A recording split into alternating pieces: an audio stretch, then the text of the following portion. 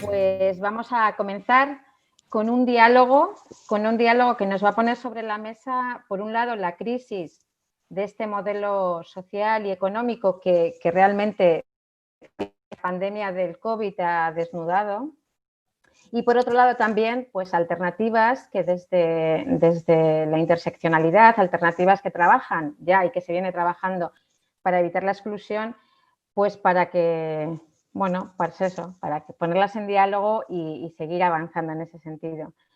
Entonces, para que, bueno, nos provoquen, nos convoquen, nos animen, nos cuestionen, están con nosotras pues Florencia Partenio, que ella es argentina, de la red de feministas del sur global.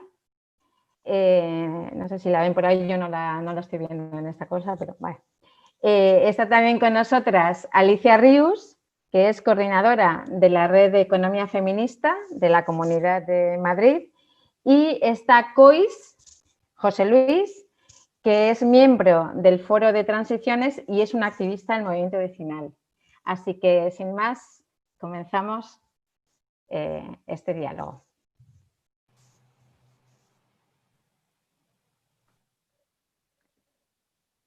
Hola. Hola, ¿cómo estás?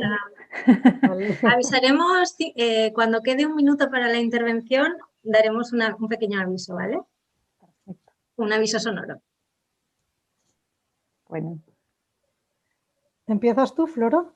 Bueno, vale. Bueno, muchas gracias a las compañeras y compañeros de CETEM, a Ainhoa por la paciencia en seguirnos y los cuidados, y a las compañeras que hicieron también, Lucila, María, Laura, Lorena, que estuvieron en todas las pruebas previas. Así que muchas gracias. Quería mandarles un abrazo fuerte desde acá, desde Argentina, desde Buenos Aires. Me da mucha alegría verla, Alicia, porque compartimos un diálogo súper potente en la confluencia feminista del Foro de Economías Transformadoras, y me da mucho gusto verla, aunque sea en un cuadradito virtual. Y un abrazo fuerte también para el compañero que nos va a estar acompañando también en esta mesa. Y bueno, quería comenzar contando un poco desde acá, desde Argentina, cómo pensar cómo enlazar estas miradas que a lo largo de estos 3 días nos vamos a ir encontrando. Para nosotras, una pregunta clave que ustedes nos hacían en la preparación del Congreso era, bueno, cómo pensar justamente a los feminismos como parte de la transformación y cómo ir tejiendo la trama de las experiencias de consumo responsable que se dieron en estos meses de la pandemia. En Argentina estamos desde mediados de marzo en lo que el gobierno le llamó el aislamiento social preventivo obligatorio, que sería en algunas ciudades el confinamiento total, o sea, no poder salir, como también sé que ustedes en sus ciudades han atravesado esos momentos, sobre todo en el pico de la pandemia, pero aquí todavía sigue el aislamiento social, entonces no es que todo ha vuelto a un ritmo acelerado. Sin embargo, la presión de los mercados, de las grandes corporaciones, y de sectores empresarios con mucho peso han justamente forzado la salida de muchas trabajadoras y trabajadores a sus lugares de trabajo, en muchos casos sin protocolos sanitarios, y esto, bueno, ha puesto en riesgo a muchas personas, sobre todo porque la vuelta a casa es justamente poner también a las familias en esa situación. Entonces, para nosotras,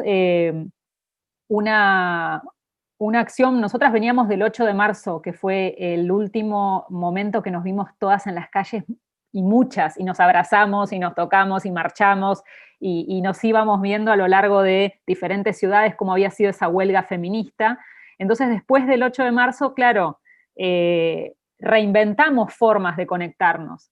En Argentina, y particularmente a lo largo de todo el país, participamos de una experiencia que en la actualidad se sostiene, que es una asamblea de trabajadoras, que le llamamos Asamblea de Trabajadoras en Tiempos de Pandemia.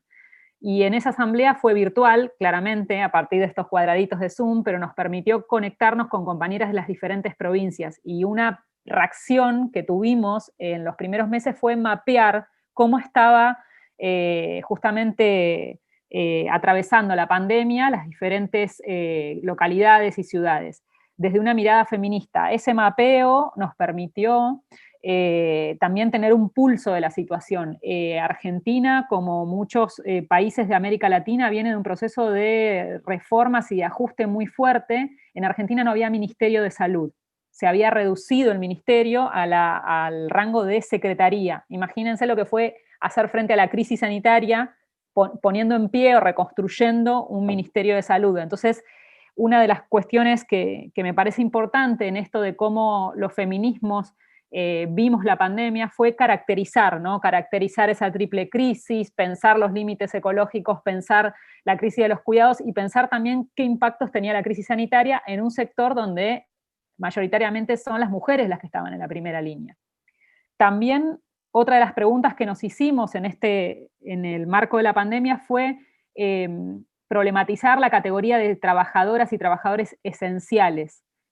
Por estos lados, por estos territorios, se mencionó que había, por decreto, había personas que podían salir de sus hogares porque sus tareas eran esenciales, y había trabajadores y trabajadoras que no, que debían permanecer en sus casas. Bueno, esto implicó una virtualización obligada en el trabajo, muchas teletrabajando desde su casa, sin escuela, con niñes alrededor, con lo que eso implicaba, y para otras, la categoría de trabajador esencial implicó que justamente tuvieran que asumir sus trabajos en la calle, muchas veces expuestas a situaciones muy riesgosas. Porque voy a poner un ejemplo, pero uno de los mayores retos que hemos visto aquí es que en todo lo que tiene que ver con la organización sindical de las trabajadoras y trabajadores en el contexto de las plataformas digitales, lo que permite justamente conectarse y pedir una pizza a través de una app, bueno, esas trabajadoras y trabajadores que están en bicicleta y en moto por las calles son trabajadores esenciales, y sin embargo las empresas no les daban ni barbijos, ni alcohol, ni mínimas cuestiones de cuidados para cuidarse en la calle. Entonces, mapear justamente este sector de trabajadoras esenciales y pensar, bueno, formas de organización en esa clave. Otro de los puntos que para nosotras fue importante en estos meses, porque además ya llevamos tantos meses de aislamiento social que también se van generando aprendizajes, y aprendizajes que una se pregunta, bueno, en esta disputa por la nueva normalidad, porque aquí desde este lado también se está hablando de la nueva normalidad, la transición, bueno, ¿cuánto de estos aprendizajes van a poder instalarse como prácticas? ¿Y cuánto se va a volver a esa normalidad anterior que ya sabíamos que estaba mal, que era una normalidad sin derechos, de precarización? Entonces, en este contexto, creo que se articularon dos experiencias que nos parecen muy potentes, porque nos llevaron a pensar cuánto las redes de comercio justo se han podido articular con redes de cuidados.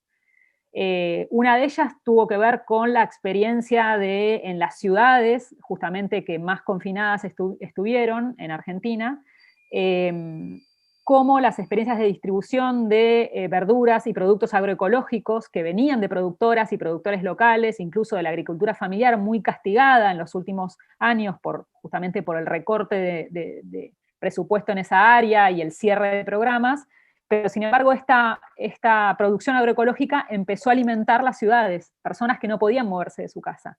Pero al mismo tiempo, en esas experiencias de mercados y de redes de comercio justo, se empezaron a tejer redes de cuidado. Mujeres que estaban sosteniendo a otras, compañeras que acompañábamos en esa instancia que no era solamente comercializar la verdura, sino también sostener un circuito y una red. En ese sentido, ahí creemos que la gran pregunta que se abre, por lo menos en estas latitudes, es si la nueva normalidad, y sobre todo en las decisiones de los gobiernos, van a volver a colocar a la producción agroecológica, a la economía social, como patios traseros de la economía, y no como apuestas por verdaderas salidas. Y esto es una discusión, sobre todo porque en las primeras medidas que tomó el gobierno, que fue un apoyo al... Sí, ahí vamos redondeando. Tenía que ver con apoyar ciertos sectores productivos, que son los sectores que contaminan, que explotan. Entonces, bueno, aquí se abre una tensión en este sentido. Y el último punto, para cerrar, que a mí me parecía importante mencionar, es que entre estos aprendizajes, una experiencia importante para nosotras fue fortalecer las instancias de formación feminista dentro de la economía social y solidaria. Y aquí me quedo con algo que entró en crisis muy fuertemente por estos lados, que fueron las ferias populares, las ferias feministas en las calles, no solamente en festivales, sino en nuestras localidades más cercanas. La imposibilidad de salir impedía hacer la feria en la calle. Sin embargo, en ese escenario, junto a otras compañeras, tejimos un proceso de formación en educación popular y feminista para pensar la economía en clave feminista y cómo sería posible pensar un ecosistema de ferias populares feministas que escape a estas dinámicas de digitalización del dinero, que por aquí están hipermonopolizados en ciertas megaempresas, por ejemplo Mercado Libre, que es como el equivalente a Amazon en otros lugares, y cómo hacer una apuesta por construir alternativas que generen dinámicas de encuentro en estos procesos de transiciones. Así que me quedo por aquí y le paso la palabra a Alicia. Gracias. Muchas gracias, Flora. Encantada de verte, encantada de veros a todas. ¿Qué tal, Cois? Bueno, para mí la verdad es que quiero recoger el testigo que me habéis lanzado desde Enlazando Miradas, porque yo participé en la edición de 2017 presencial. He hecho muchísimo de menos la presencialidad, el sentipensar, como decís desde Altequio, el sentipensar cerca de cuerpos, etcétera. Pero bueno, también voy a recoger el desafío de invitaros a mi casa a 70 personas, que normalmente no lo podría hacer, así que bienvenidas. Porque es verdad que el online tiene muchas ventajas, entre ellas que estemos llegando a personas. Si este congreso fuera presencial, pues seguramente algunas estaríamos, pero no estaríamos las mismas, probablemente no estaríamos el mismo número, o sea que algunas de las oportunidades que nos ha dado esta situación post-pandemia es romper esa brecha que muchas veces movían los congresos. Quería decir que quiero recoger el testigo desde ese desafío de sentipensar que lanzáis, porque realmente la pandemia está moviendo muchas cosas desde lo personal a lo político, ese vínculo del que hablamos muchas veces en el feminismo y en la economía feminista, ¿no? De que nuestros cuerpos, nuestras vidas, nuestros deseos están conectados con lo que pasa fuera de nuestras casas, en el ámbito político con mayúsculas, en lo público, etcétera. Y está moviendo el suelo de una manera que yo no me puedo colocar aquí a hablar como si estuviera otra vez en la política, micropolítica o macropolítica, me da igual, pero en la política al uso antes de que la pandemia ocurriera, porque es verdad que incluso para las personas que teníamos elaborado intelectualmente que esto podía ocurrir y que de hecho si no ocurría esto podían ocurrir muchas cosas parecidas, desastres naturales, hambrunas, crisis de los cuidados, bueno, pues la desarticulación de lo público, de la sanidad pública, etcétera. Incluso digo, para las personas que teníamos esto elaborado, el hecho de haberlo pasado por el cuerpo, o sea, el hecho de haberlo vivido en nuestra vida, nos está desestabilizando muchísimo. Entonces, no quería colocarme aquí solamente desde la imagen y desde la elaboración política al uso, sino a ver cómo nos está tocando todo esto, ¿no?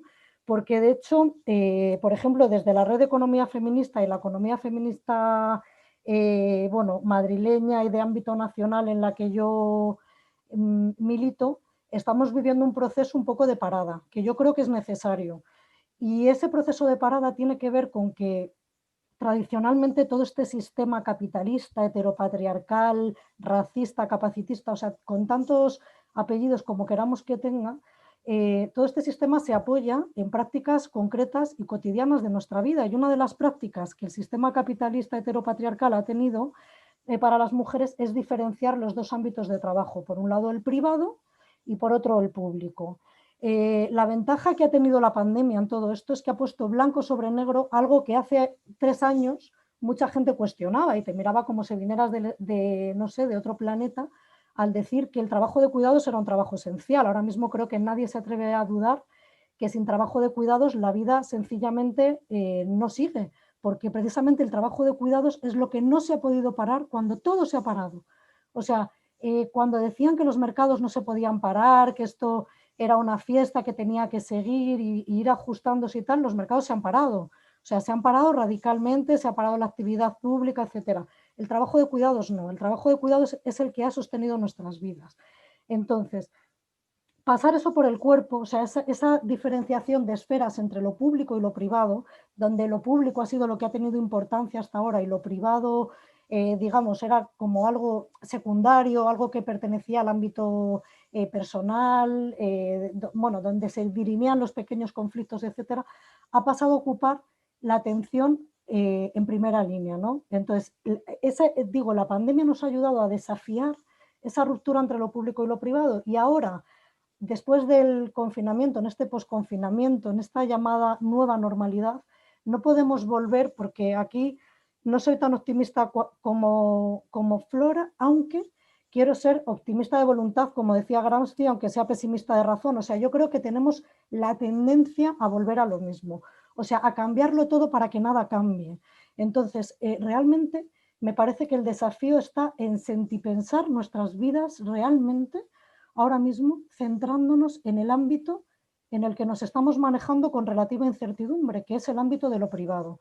Porque muchas de nosotras, viniendo de organizaciones militantes, feministas, etcétera, hemos estado en el ámbito de lo público siempre, o sea, no hemos desafiado esa ruptura. Y de hecho, parar nos está costando un montón. O sea, parar es como de repente, como si tu vida se quedara sin sentido. De hecho, este escenario que he elegido para hablaros no es casual. Había pensado ponerme detrás de la estantería, ponerme detrás de... Y quería un escenario que fuera un lienzo en blanco, porque para mí esta nueva normalidad quiero que sea ese lienzo en blanco donde empezar a pensar cuál es el sentido de mi vida. Por supuesto, articulado con otras, pero ir como a lo más micro, ¿no? O sea, ese sentido de búsqueda de nuestro centro, de nuestro refugio, de nuestra felicidad, aunque ese término sea muy vacuo, ¿no? Y lo hayan vaciado mucho y tal, pero ¿cuál es el sentido de nuestra vida? Porque si no somos capaces de encontrarlo ahora, o sea, de volver a establecer el eje dentro de nuestras emociones, de nuestras relaciones y tal, centrarnos otra vez en lo público nos puede llevar a la tendencia a que nada cambie. Dicho esto, han pasado muchas cosas maravillosas en España. Por primera vez, las mujeres empleadas domésticas han tenido una prestación por desempleo. Esto no había ocurrido nunca. Antes de ayer se fundó el primer sindicato nacional de empleadas domésticas. O sea, de repente es verdad que el trabajo de cuidados ha cogido una fuerza, por no hablar, por supuesto, del ámbito sanitario, del trabajo de la educación, ha cogido una fuerza que antes, o sea, la gente sabía de oídas, pero no tenía. Pero digo, no quería basar mi intervención en lo público sin pasar por el cuerpo y por los sentimientos de profunda solidaridad con todas las que estéis desorientadas, perdidas, tristes, que este proceso va a ser un proceso largo y difícil, y nos lleva también a desestabilizar determinadas prácticas.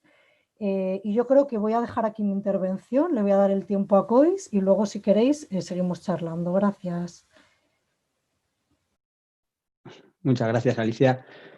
Bueno, pues yo voy a conectar un poco, que de hecho según estaba oyendo, voy a reorganizar lo que iba a contar un poquito para ligarlo un poco más incluso a vuestras dos intervenciones, ¿no? Yo tenía que hablar un poco, aportar una mirada habían pedido, ¿no? Desde el papel de las políticas públicas, ¿no? Que podía aportar a la expansión, ¿no? De estas lógicas y prácticas económicas alternativas, del consumo sostenible, pues qué papel, qué rol pueden jugar las instituciones, lo público. Y bueno, pues había pensado que puede ser divertido empezar citando a un teórico tan afín a la economía social como Ronald Reagan, que decía que las 8 palabras más terroríficas en lengua inglesa eran: soy del gobierno y estoy aquí para ayudar. Y dicho todo esto con cierta ironía, es decir, es verdad que desde el mundo, ¿no?, de la economía social y solidaria y las instituciones hay veces que ha habido una relación de desconfianza mutua, ¿no? Y creo que esa desconfianza hacia lo público puede anclarse, ¿no?, pues en experiencias negativas, en una serie de una trayectoria compartida no muy satisfactoria, y eso a veces también puede llevarnos, ¿no?, a arrinconarnos o a caer, ¿no?, en retóricas que tienen una parte muy hermosa, muy potente y muy valiosa, yo creo, pero que pueden caer también en ser autocomplacientes, ¿no? Me refiero sobre todo a lo pequeño es hermoso, muchas pequeñas gentes pueden cambiar el mundo, es más importante votar con tu carro de la compra que con el papelito que echas en las urnas. Es decir, una serie de visiones del cambio social muy Lilliput, las llamo yo, muy de lo pequeñito, que sin negar, ¿no?, todas las potencialidades y que sin que cambie eso, no hay cambios reales, pues podemos estar generando, ¿no?, una pista de aterrizaje para que estas dinámicas un poco neoliberales que también precisamente se sustentan, ¿no?, en construir esa desconfianza hacia lo público, pues tengan, bueno, pues mucho terreno ganado, ¿no? Y sin embargo, bueno, pues a pesar de todas las complejidades, yo creo que, bueno, las políticas públicas tienen un papel determinante, ¿no?, a la hora de legitimar, consolidar y acelerar los cambios que necesitamos. Y por lo tanto, bueno, pues este nexo, ¿no?, entre lo público y lo común, pues creo que es un campo de disputa, ¿no? Y bueno, pues si lo acercamos o lo ponemos en diálogo con lo que ha sucedido a raíz de la pandemia, ¿no?, en nuestro contexto, pues podríamos ver, ¿no?, cómo se dan o cómo se han dado una serie de tensiones bastante fuertes, ¿no? Por un lado, las inercias, ¿no?, de las administraciones públicas, de mirar, ¿no?, hacia la gran macroeconomía y de tratar de que las medidas más estratégicas, ¿no?, pues favorecieran a los sectores económicos, pues más dominantes, convencionales, y que se haya podido, ¿no?, este proceso servir para seguir un poco, pues, arrinconando, ¿no?, lo que han sido, pues, las prácticas agroecológicas, la prohibición de asistir a los huertos de autoconsumo, es decir, una serie de dinámicas que mostraban, ¿no?, esa gestión, si queremos, un poco autoritaria de la crisis, que denotaba una pérdida de, bueno, pues de confianza en la ciudadanía, ¿no? Yo creo que ahí es importante un libro que acaba de salir ahora mismo, que se llama Paraísos construidos en el infierno, de Rebecca Solnit. Yo lo leí hace un tiempo en inglés. Creo que es quizás una de las lecturas más interesantes para estos tiempos, ¿no? Ella se pone a estudiar cómo son las comunidades que surgen espontáneamente en periodos de catástrofe, ¿no? Y va hilando una serie de investigaciones empíricas de cómo se ha comportado, ¿no?, esa ciudadanía que las instituciones muchas veces la miran con recelo, en el sentido de que piensan que va a abocarse al caos, al desorden, al saqueo, a una guerra civil de todos contra todos. Pues generalmente lo que sucede es todo lo contrario, ¿no? Hay una inversión, ¿no?, de las prioridades, de las realidades, del deseo, y la gente se vuelca generalmente en ayudar a los demás, en construir, ¿no?, espacios de ayuda mutua, de cuidado. Y bueno, ella habla, ¿no?, de estas pequeñas utopías efímeras que pueden servirnos, ¿no?, de inspiración para tratar de consolidarlas en el tiempo. Y yo creo que aquí hemos vivido en Madrid, bueno, en concreto, que es el entorno en el que yo he estado más confinado y demás, pues este papel, ¿no?, de las redes vecinales de ayuda mutua y de cómo ha habido esa tensión, ¿no?, y que en algunos barrios en los que había unas confianzas y unas relaciones con la institución a nivel local, pues más fluidas, se han dado dinámicas de cooperación y de colaboración, y en otros barrios vecinos, sin embargo, pues ha habido dinámicas de confrontación, de conflicto entre las redes vecinales de ayuda mutua y las propias administraciones locales, ¿no? Por lo tanto, yo creo que esa disputa sí que nos muestra, ¿no?, un poco como ese elemento conflictivo que tenemos que aprender a lidiar con él, ¿no?, y que va a ser como muy clave, ¿no?, esta fricción de los tiempos que nos van a tocar vivir. Por otro lado, el consumo sostenible en nuestro entorno, desde las políticas públicas, ha estado liderado por las administraciones locales y del municipalismo, ¿no?, principalmente, y que han sido quienes han lanzado, pues, las primeras políticas integrales de fomento y apoyo a la economía social y solidaria, de planes de consumo sostenible. Y ahora parece que incipientemente, con la creación del Ministerio de Consumo, se podría abrir una vía para el desarrollo de una línea, ¿no?, y a empezar a trabajar a nivel nacional, pues algo similar a una estrategia de consumo sostenible a nivel país, ¿no?, que, bueno, pues podría ser también una línea interesante, ¿no? Y esto conecta con las políticas públicas en la medida en que también las ciudades en las que había, si queremos, un modelo de ciudad alternativo, una serie de ideas sobre cómo podría ser una ciudad más apegada a los intereses de la ciudadanía, más igualitaria, más inclusiva, más ecológica, han tenido también, ¿no?, en este momento del COVID una oportunidad singular para desplegar su agenda, ¿no? Yo creo que si estamos viviendo una doctrina del shock en algunos lugares muy negativa, en el sentido de que se aprovecha, ¿no?, la gestión de la crisis para alentar dinámicas privatizadoras, excluyentes, mercantilizadoras.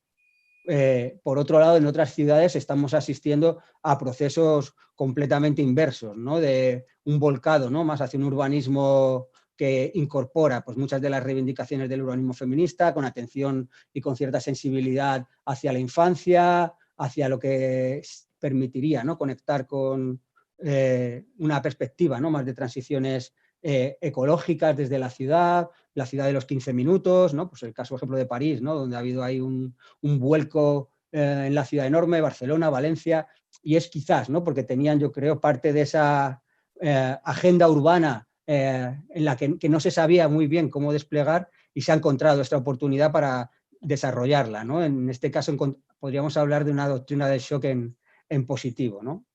Y quizás por ir cerrando, creo que un elemento clave para pensar desde las políticas públicas el vínculo entre el consumo sostenible y la economía social y solidaria sería la importancia que va a tener el proceso de reconstrucción socioeconómica al que nos enfrentamos, ¿no? La llegada de estos miles de millones por parte de la Unión Europea y el proceso de reconstrucción que le va a seguir, ¿no? Es decir, este volumen de inversión va a condicionar el futuro para previsiblemente más de una década del modelo productivo y de consumo que se va a consolidar, y tenemos que pensar, ¿no?, estratégicamente cuál es el papel que debe jugar la economía social y solidaria en este momento, ¿no? Y bueno, yo creo que es como una situación excepcional en la que no podemos conformarnos con encerrarnos en lo pequeño, con el caer, ¿no?, en dinámicas excesivamente autocomplacientes, porque realmente hay un momento, yo creo, de disputa único, ¿no? O sea, yo creo que no vamos a vivir, las decisiones que se tomen en estos momentos van a condicionar el futuro y las decisiones que vamos a poder tomar en el futuro, puesto que parte de este abanico de posibilidades, si no tomamos las decisiones correctas en términos sobre todo ecosociales, se nos pueden ir cerrando un montón de ventanas de oportunidad y que nos abocarían, ¿no?, a escenarios todavía más dramáticos, dolorosos, catastróficos. Y creo que ahí tenemos que realizar, ¿no?, una apuesta muy fuerte por incidir, ¿no?, en la agenda política, en la agenda económica, y que convertirnos, ¿no? Si decimos muchas veces que la economía social y solidaria es un movimiento social que busca democratizar la economía, pues creo que esta oportunidad que tenemos es irrepetible y que tenemos que sacar, ¿no?, esta vertiente de movimiento social también para gestionar este momento único, ¿no? Y bueno, pues yo lo dejaría un poco también ahí, ¿no?, como este momento singular y la necesidad de preguntarnos, ¿no?, cómo intervenimos sobre esta coyuntura. Muchas gracias, Flora, Alicia, Cois. Muchas gracias por vuestras intervenciones. Ahora llega otra vez, bueno, bienvenidas a las personas que habéis entrado hace poco. Ahora volvemos a un momento en grupos pequeños. Vais a estar en grupos de 2 o 3 personas, como algunas ya habéis estado antes. Os vamos a dar 5 minutos y este momento es para que podáis compartir, después de todo esto que habéis escuchado, qué es lo que está vivo en vosotras y en vosotros ahora, qué se ha despertado en ti después de escuchar todo esto, pues ideas, preguntas, cuestiones. En este momento vamos a dar lugar a 2 o 3 voces, ¿sí?, que tengan alguna pregunta, que quieran traer alguna reflexión que hayan hecho en el pequeño grupo, alguna pregunta para las personas ponentes o para toda la gente, y vamos a generar un espacio de debate. Y también invitamos a que se pueda responder por el chat y generar preguntas en el chat, que lo vamos a estar mirando. Pero si alguien quiere, ahora a viva voz, abrir el micrófono y preguntar algo. Hola, ¿cómo se llama ella? Hola. ¿Hola? Sí. Soy Arcel y os estoy aquí escuchando, muy interesante todo lo que estáis diciendo y muy bien expresado. Yo voy a transmitir lo que a mí me está quedando de esta pandemia o de esta situación que estamos viviendo. No sé si estaréis algunos de acuerdo conmigo o cómo lo veréis.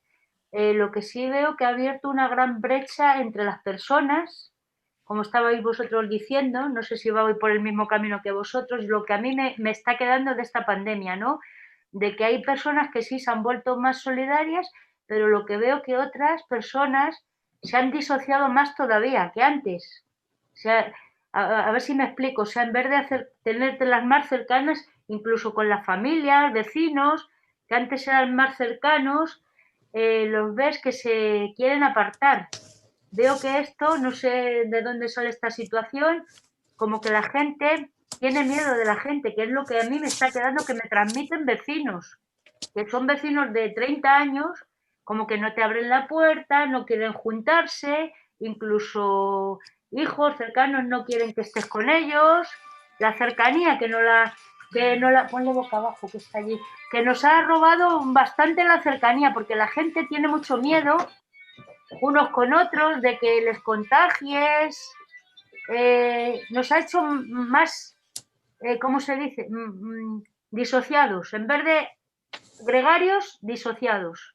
Es solamente lo que quería decir. A ver qué personas sobre esto me decís algo, qué es lo que pensáis. Eso es lo que a mí me está quedando de esto de la pandemia, porque lo estoy viviendo en mis carnes. Veo a las personas que antes yo entraba a sus casas, hablaba con ellas, ahora no quieren cercanía. Y la gente te pide distancia. En vez de sacar algo positivo, yo veo más gente que quiere que no te acerques, que no te arrimes. Es todo lo que quería decir. A ver cómo lo veis vosotros. Muchas gracias. ¿Cómo es tu nombre? Atención. Atención, bueno, te vemos la mano, no te vemos la cara, te vemos la mano, pero bueno, muchas gracias por compartirnos. Ahí está. Gracias. Hola. Muy bien, que está bueno a veces. Genial, muchas gracias. Y ahí ha lanzado una pregunta, ¿no? Con esta otra experiencia, cómo está viviendo la situación de la pandemia, el COVID y la disociación de las personas, el alejamiento. Sí. ¿Puedo comentar al respecto un poquito? Sí, Juan Pedro.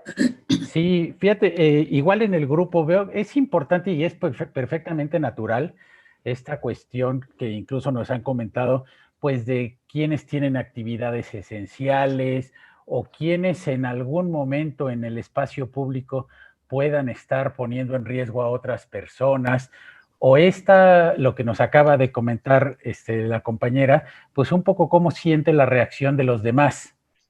Entonces, creo que un asunto bien importante sería generar empatía, de comprender que cada quien lo está viviendo de una manera diferente y genera problemáticas psicológicas internas bien complejas, porque tendemos a ver las reacciones de los demás sin de pronto dar espacio a que pues es difícil para todos y para todas. Es una cuestión que pues ha pegado a todos y que nos impacta en todos los ámbitos de nuestra vida, porque pues habrá algunos que la cuestión económica les dificulte mucho quedarse en casa y tendrán que salir. Y habrá quien con todo derecho también diga, pues esta pandemia no me ha llegado, no la veo tan real y no le creo. En fin, y desde luego, pues cada quien al tener quizás personas cerca, en su entorno cercano, pues que padezcan la enfermedad o que incluso lleguen a fallecer. Entonces, nos genera cuestiones tan diversas. Yo estoy en una ciudad que le comentaba al grupo en el que me tocó, de más de 20 millones de habitantes, en los cuales todos estos pequeños universos, pues hay ejemplos, ¿no? Hay de todo. Hay quien sale y se cuida poco, hay quien está verdaderamente confinado y presa del terror, que además pues es una de las herramientas que se han utilizado mucho para lograr el confinamiento, y que a largo plazo tendremos que estar muy atentos de no tener desconfianza y miedo a convivir con las personas. Entonces, quizás sea un poco ese ejercicio, cómo nos vamos a entender, cómo nos vamos a comprender y ser empáticos con lo que todas las demás personas están viviendo y cómo nos vamos a atender cada uno y cada una respecto a lo que estamos sintiendo. Entonces, se nos abre un panorama complejo pero un panorama de oportunidad de conocernos en lo interno y con las demás personas en esta normalidad que espero superemos y no nos quedemos en la desconfianza y el temor del otro. Muchas gracias, Juan Pedro. Muchas gracias por compartir también tu experiencia, tu visión con respecto a estos momentos. ¿Alguna otra persona que quiera aportar, comentar? Si no, también le podemos dar la... Hola, Lucía. Sí. Héctor Manuel Lugo, de la Corporación Ecológica y Cultural Penca de Sábila de Medellín, Colombia. ¿Qué tal? ¿Cómo están? Bienvenida, ¿Cómo les va? Colombia. Un saludo a todos y a todas. Yo quisiera aportar un poco porque yo veo que sí estamos en un nudo de reflexión muy importante en términos de pensar qué de lo que se activó en términos solidarios se queda después de la pandemia, qué de lo que se activó termina, digamos, y se acaba una vez trascendamos la pandemia, si en algún momento lo vamos pues a superar.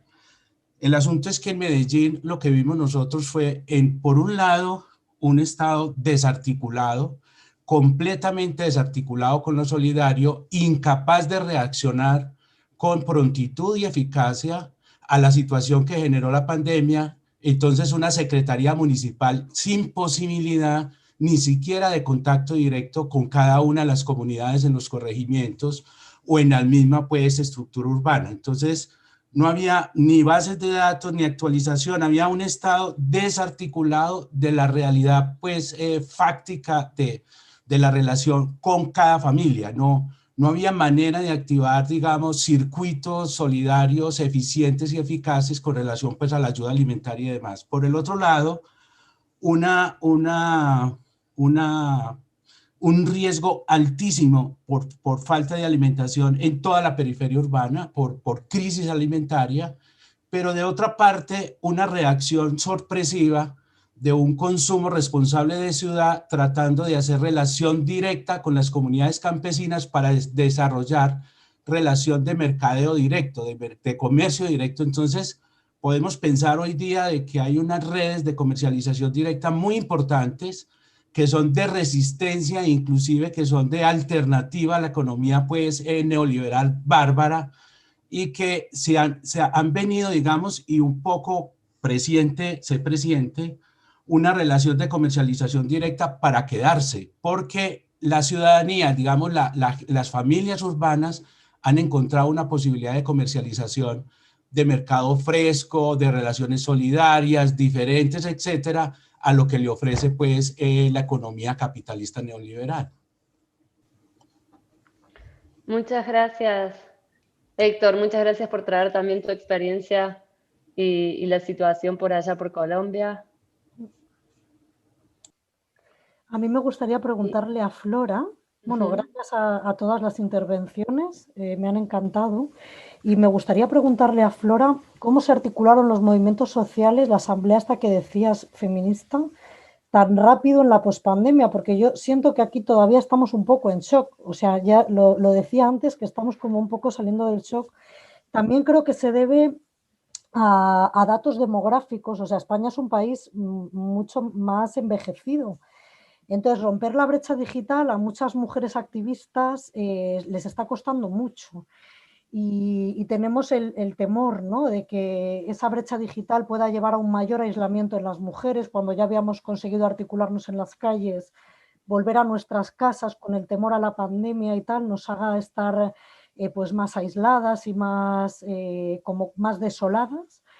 Y me gustaría que nos dieras eso, algunas claves. Y luego comparto vuestra preocupación, la tuya y la de COIS, con cómo podemos hacer para disputar este momento en lo público y no perpetuar la economía social y solidaria y todas las economías transformadoras como el cuarto trastero de la economía mainstream. Pero comparto con Héctor, el último hombre que ha participado, su opinión sobre que la política se está mostrando incapaz de responder a los problemas de la gente, y pienso, o sea, en España estamos sufriendo un espectáculo bochornoso en el Congreso de los Diputados.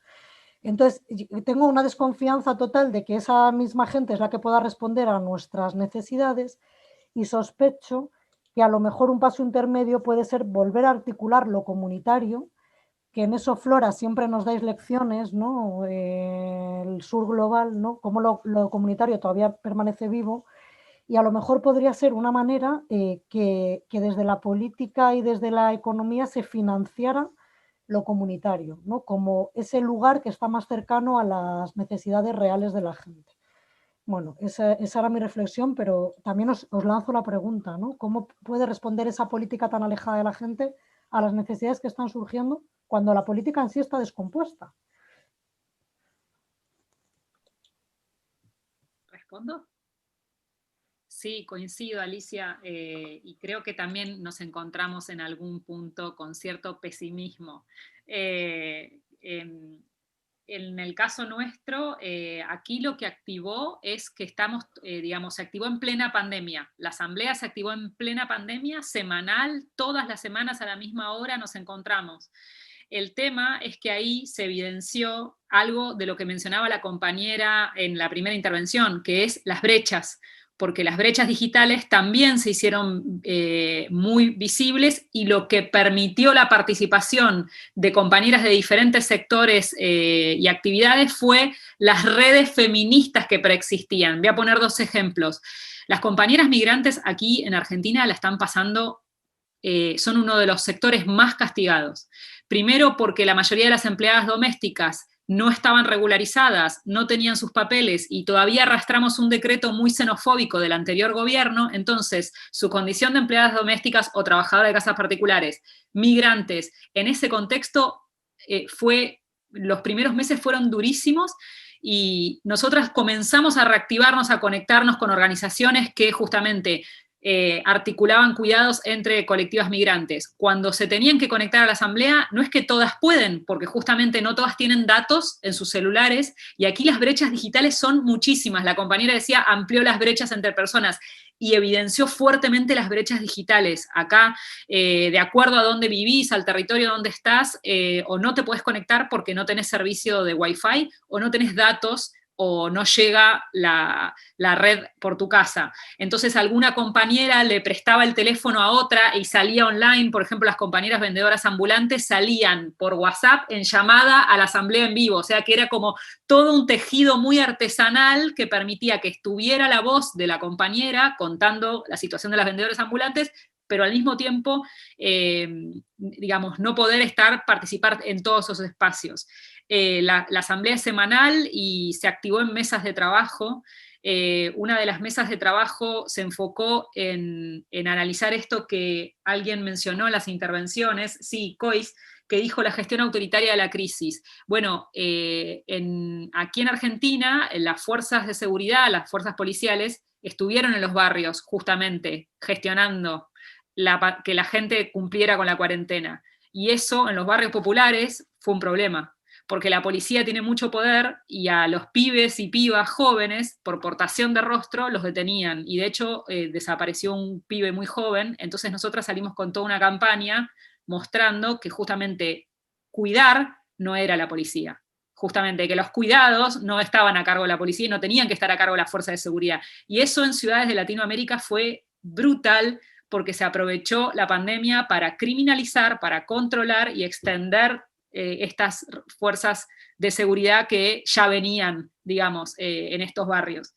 Y bueno, al momento estamos, Alicia, la asamblea continúa con los mapeos, armamos una campaña, que la campaña fue justamente, le llamamos teleorganizadas, para mostrar los impactos del teletrabajo, y también al calor de tratar de justamente intervenir en debates que parecía que en los medios no aparecían, algo de lo que compartimos en los grupos, ¿no? Los medios también mostraron ciertas cosas, y lo que pasaba en la vida cotidiana de nosotros no se mostraba en esos medios. Entonces, visibilizar esas situaciones, ponerlas en escena, utilizar las redes alternativas para mostrarlo.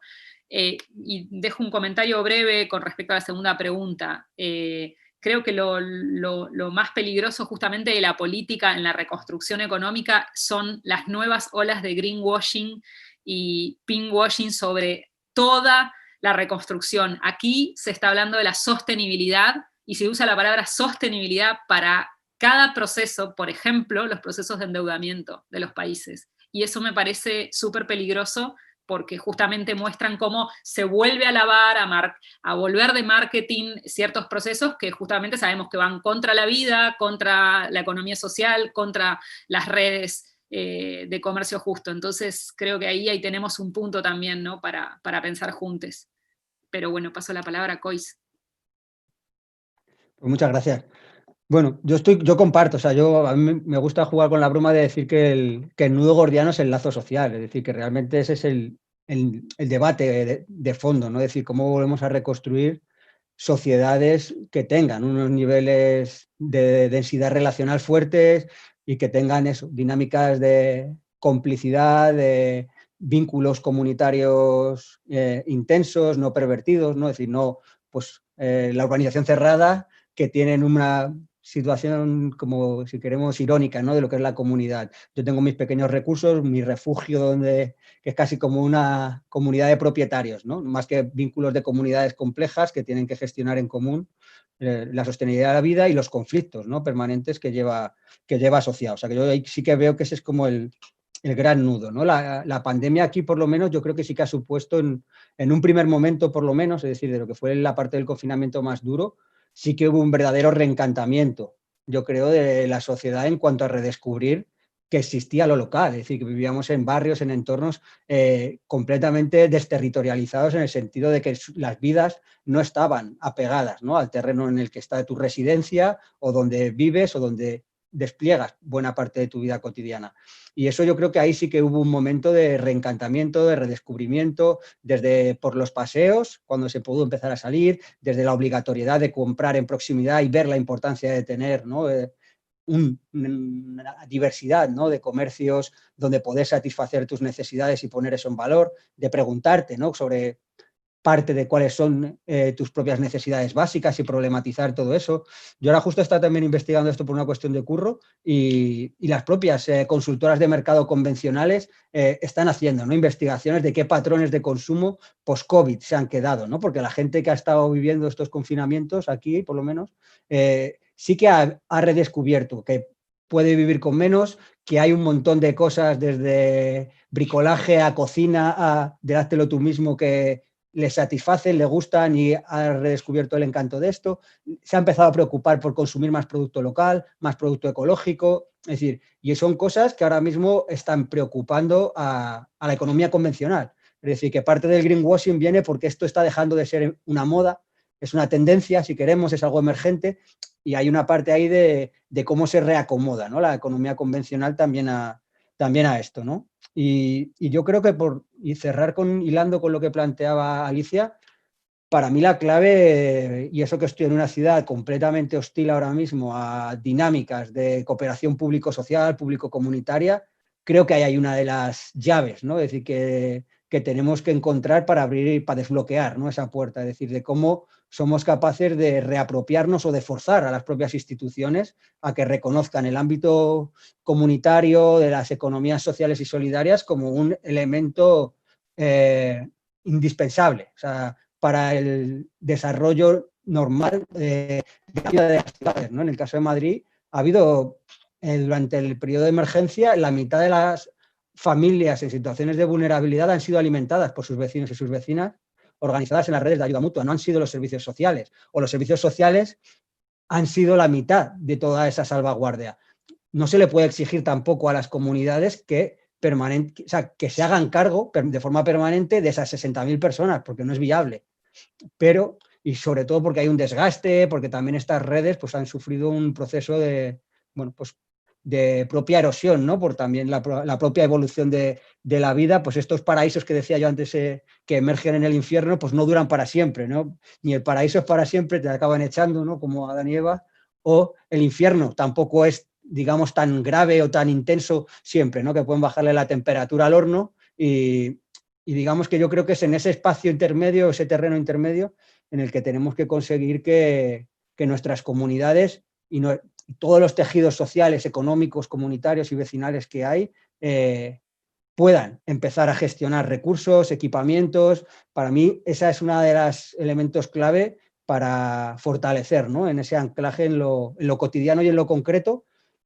Y luego la clave es cómo federamos o cómo mutualizamos, si queremos, este tipo de prácticas, experiencias y las ponemos a operar en la escala macro. Yo ahora pienso en lo macro a escala de país prioritariamente por la macroinversión económica que vamos a tener y el gran riesgo que corremos de que venga a apuntalar, como ya está empezando a aparecer, el modelo socioeconómico del cual tenemos que deshacernos, ¿no? Es decir, hoy ya venía que se reactualiza un plan Renove para toda la industria del automóvil. Hace 2 días las economías extractivistas volvían, se va a hablar aquí ahora de minería sostenible en España, es decir, como que es todo bastante, todo apunta a que esa inyección económica va a venir a sustentar otra vez un modelo depredador, cuando esas inversiones es la última oportunidad que tenemos para realmente rearmar con ciertas garantías o reorientar el modelo socioeconómico hacia modelos más sociales, inclusivos, democráticos, feministas o, vamos, y es como un poco esa tensión, ¿no? Como lo veo yo.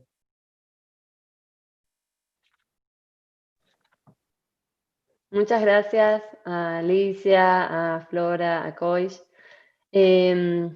Vamos a abrir algún otro comentario, pregunta. Daniel había pedido la palabra antes, si quiere hablar.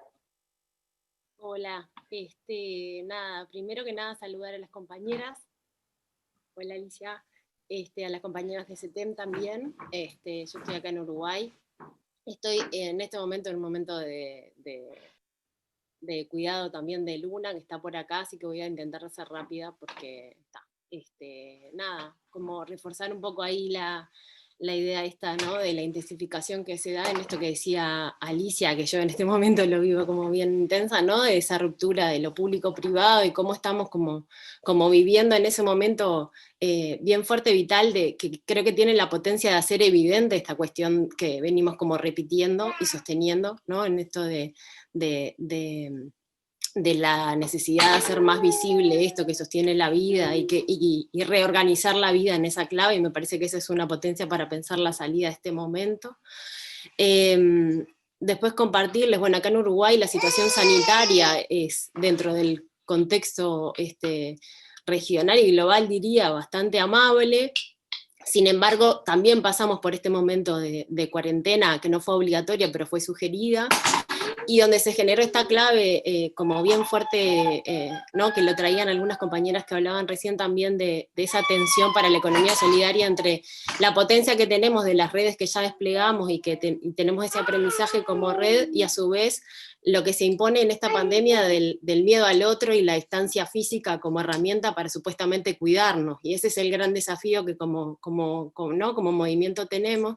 Y compartirles, yo trabajo acá en la universidad y también como feminista trabajo en esa pata entre la academia y el activismo. Trabajamos con organizaciones de la economía solidaria que hicimos como un primer relevamiento de ese momento, ¿no? Como bien clave de ese primer, ejercicio, ¿no? Planteo de la distancia social, qué pasó con la economía solidaria en ese momento en Uruguay. Y nada, y fue como bien potente una rearticulación de las redes que teníamos, que incluso se habían como debilitado en el último tiempo también a partir de cierta institucionalidad de la propia izquierda en su momento, y también la reactivación de una memoria colectiva que nosotras desplegamos en 2002 acá en Uruguay con la crisis económica y social, que hizo, por ejemplo, que desplegara toda una red de base alimentaria con ollas populares regionales y demás, y que hizo como bien fuerte ese sostén como primario, donde ponía en evidencia nuevamente esta cuestión del cuidado de la vida, y donde también se empezaron a desplegar redes de intercooperación muy potentes que la propia economía solidaria no había desarrollado en este último tiempo, dependiendo tanto del Estado que había como olvidado esa cuestión como más horizontal. Por otro lado, la propia virtualidad como una herramienta para conectarse a nivel regional. Yo que sé, Uruguay está muy centralizado en la capital, y la distancia con el interior, y la virtualidad permitió ese acercamiento, con esta dificultad de las brechas generacionales, que para la gente fue un reaprenderse en ese tema. y también una reintensificación de la mirada sobre la agroecología, en esto de cómo pensar el consumo, donde empezaron a ser como bien evidentes como la necesidad de una conciencia, digamos, para pensar esta cuestión de cómo consumimos y cómo nos relacionamos con la naturaleza. Y me parece que hay algo ahí de lo potente de ese momento, que también pensando en este congreso y en cada región, ¿no?, con sus características, donde hay algo de esta distancia física que tiene otras herramientas para pensar, y donde también me parece que, nada, quizá más desde esta mirada feminista de hacer... de que tenemos un momento clave como para desplegar esto que ahora, como el propio contexto nos está permitiendo como sostener esas herramientas. Y me parece que es una clave como bien interesante en esto de la paradoja, ¿no? De la distancia física, pero a su vez también las redes que tenemos para colaborar, que sin duda también en esta relación con el Estado es evidente. Acá en Uruguay cambiamos de signo político, ahora hay un gobierno de derecha y algunas decimos que esa es nuestra pandemia hoy, localmente, y donde justamente uno de los recortes centrales es en la apuesta que se había hecho en los últimos tiempos un poco a la economía social y solidaria. Entonces me parece que también obviamente ahí hay un tema como a reforzar, pero me parece que esto de no olvidarnos de estas redes horizontales ha sido como el aprendizaje también en este último tiempo aquí. Y nada, gracias de nuevo y un saludo a todas. Muchas gracias, Daniela.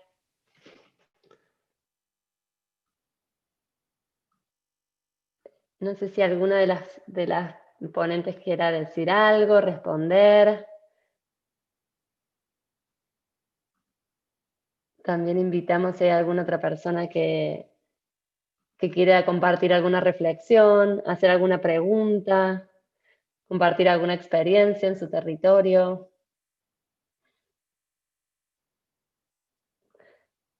En su ámbito cercano.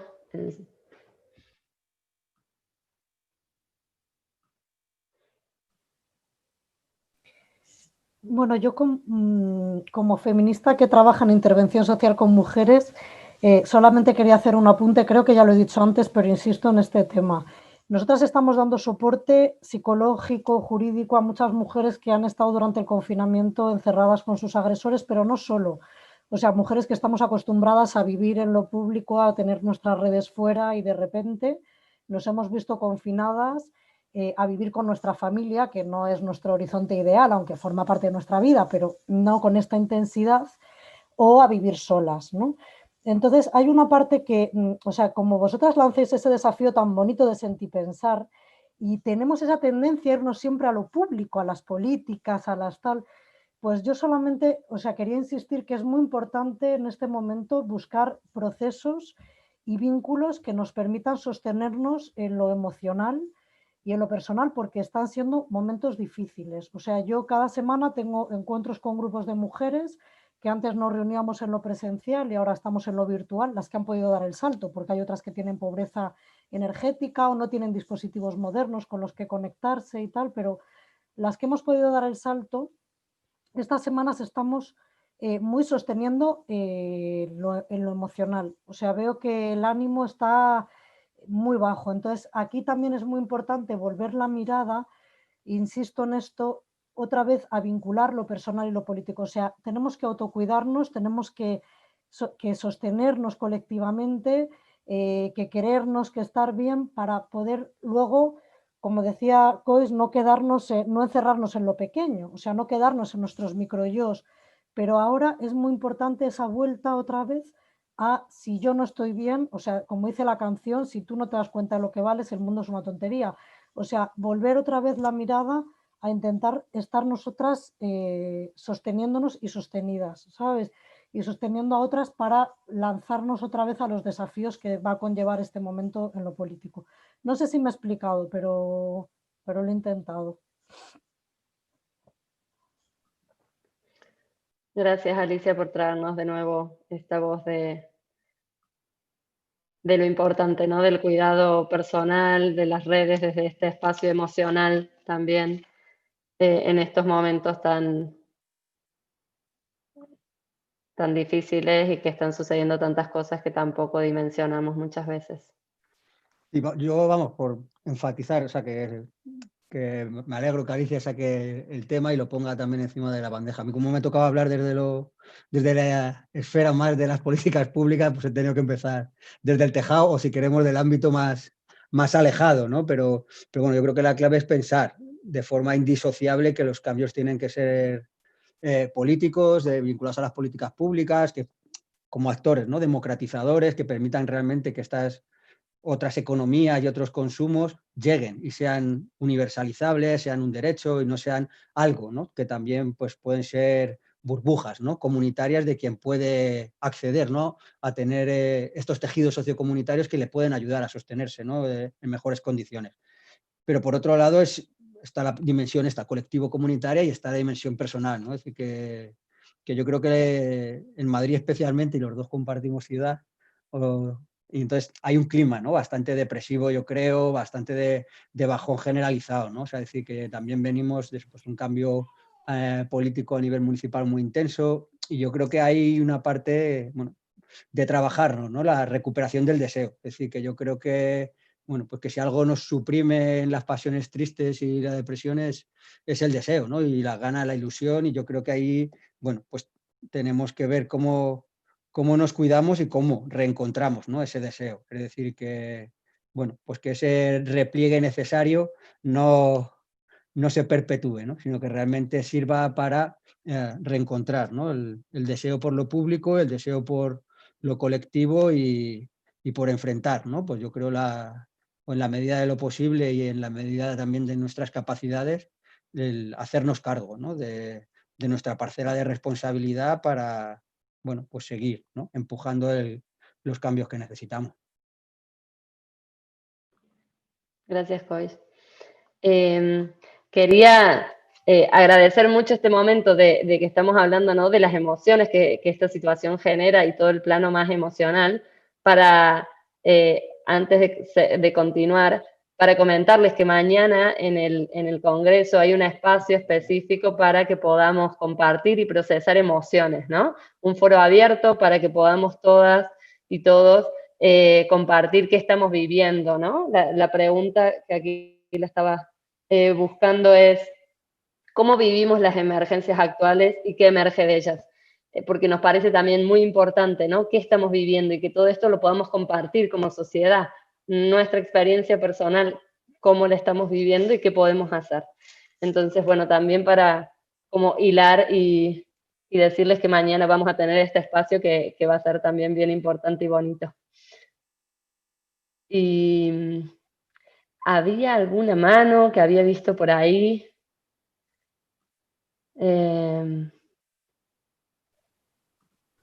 Es Daniela. Daniela quiere hablar. No, solo quería contar una anécdota chiquita a partir de esto que contaba Alicia, en un colectivo de maternidades feministas que estamos acá en Uruguay, a partir de esta cuestión de la intensificación de la vida, ¿no? Del cuidado, y en la universidad por lo pronto, y en otros sectores, ¿no? Del teletrabajo y la vida pública privada, como en este momento, armamos una especie de página que se llamaba Relatos para Navegar, donde compartíamos entre nosotras lo que nos estaba pasando como madres feministas o no, pero la maternidad y este momento así de intensificación del aislamiento físico, y nada, y que fue muy potente para acompañarnos, y nada más, eso cortito que Luna ya está enojada. Pero nada, que como reafirmando esto que trae Alicia, que me parece re potente, y de hecho nosotras al principio no sabíamos qué hacer porque no nos podíamos ver, y esta herramienta fue muy potente para acompañarnos incluso con compañeras de otros territorios. Pero que es inventada, por eso no te sonaba. No sé si Herminia quería también, en un momento le vi levantando la mano, ha abierto el micrófono, a lo mejor hay 3 personas igual ahí. Pero quieres, ¿no? Si quieres hablar. No. Ah, bueno, vale. Porque como estaban con el micrófono. ¿Yo quiero hablar? Sí, muy bien. Gloria, Amparo, bienvenida. Bueno, aprovecho y saludo a todos y todas. Soy Gloria Amparo de la Corporación Educativa Combos de Medellín. Con la pandemia hemos experimentado desde la corporación una transformación del hacer. Por ahí alguna compañera lo mencionaba, que están haciendo lo del apoyo psicosocial a los grupos de mujeres. Desde nuestra experiencia, es decir, ya sabemos que hay unos verbos ese de reinventarse, exactamente. Nosotras no somos una organización de beneficencia, somos una organización de desarrollo, una corporación educativa, feminista, y hemos estado estos 7 meses muy comprometidas con el apoyo humanitario. Es decir, el hacer se transforma, hay como una especie de suspensión temporal de la naturaleza para seguir en esa lógica del cuidado de la vida a toda costa. Entonces, estos 7 meses hemos tenido una tarea muy comprometida con lo del apoyo humanitario y pareciera que es un cambio misional, no, es una respuesta a una categoría que hay por ahí un poco cristiana, que es los signos de los tiempos. Pero inspiradas en Margarit Yourcenar, bueno, no, inspiradas en nuestra misión, pero tenemos digamos, un sentido teleológico que es una parte de un poema de Margarit Yourcenar que dice: no había que titubear, había que acudir. Entonces, desde todas las categorías políticas posibles de análisis, hacer apoyo humanitario pareciera,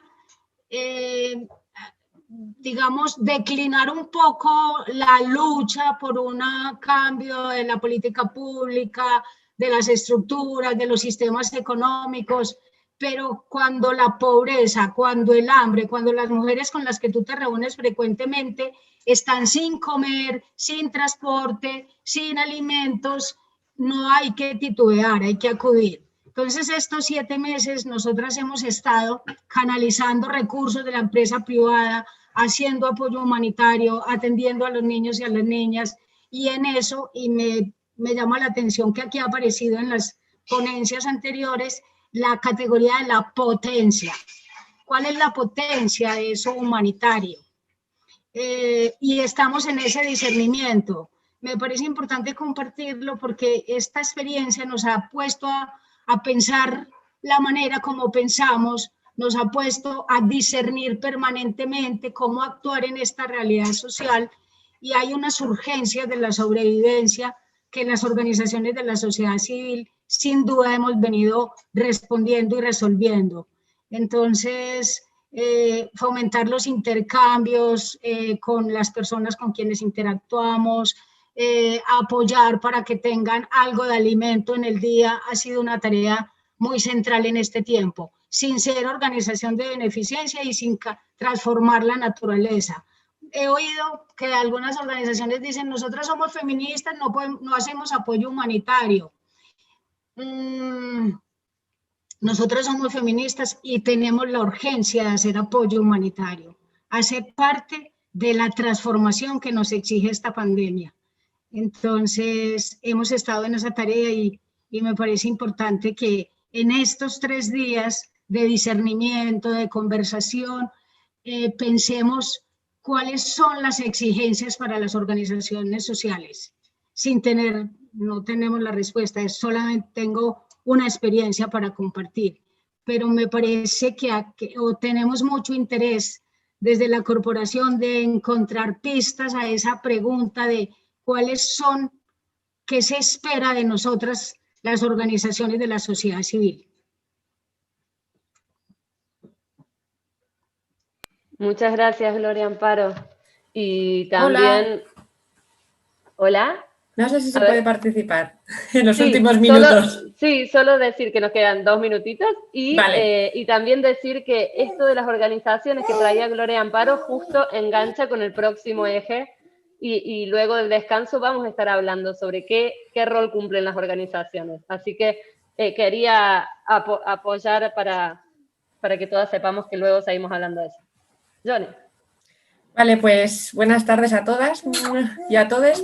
Encantada de estar aquí Y nada, comentaros en 10 segunditos mi argumento sentipensante, que por una parte ofrecen estos espacios desarrollados por el COVID, sobre todo, porque el COVID es el que nos ha traído a estar en esta circunstancia de congreso, que por otra parte a mí, por ejemplo, no me hubiera dado opción de participar. Entonces estoy encantadísima con esta situación por esa parte. Y también por poner un poco la nota positiva a las energías un poco negativas que me están llegando de los comentarios de algunos comentarios que estáis haciendo, y es que yo me he dado cuenta, por ejemplo, que desde mi doble maternidad en marzo, es decir, en pleno COVID, he visto una transición desde febrero hasta septiembre en mi barrio que ha sido brutal. Es decir, en febrero bajábamos al parque con las peques y teníamos como una relación fría de como tenemos que bajar al parque, pues estamos aquí hablando del tiempo y tal. Pasando por el confinamiento, que nos hemos tenido que conocer por la ventana, pero que hemos conocido a un montón de vecindario, pero una pasada, gente que no le poníamos ni cara, ni espacio, ni nada. Le hemos puesto ventana, cuarto, voz, sentimientos, llorando, riendo, cantando, de todo, y hemos pasado a bajar al parque ahora y comentar de, oye, ¿qué tal te va con eso? ¿Qué tal? ¿No? O sea, justo lo contrario de lo que comentaba Arsen, ¿no?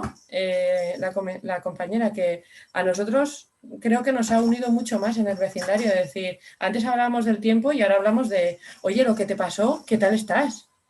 Y antes, vamos, seguiríamos hablando del tiempo o de otras cosas. Y es verdad que Madrid, que es donde vivimos, bueno, Alcorcón en mi caso, no es una ciudad muy solidaria, no lo ha sido hasta ahora y ahora especialmente tampoco lo es, pero sí que es verdad que en ese sentido, desde las emociones sí que hemos empezado a solidarizarnos un poco más con el vecindario, y quería poner esa nota por lo menos positiva porque ha habido mucho comentario negativo, que tiene un montón de cosas negativas este bicho, pero también tiene cosas positivas.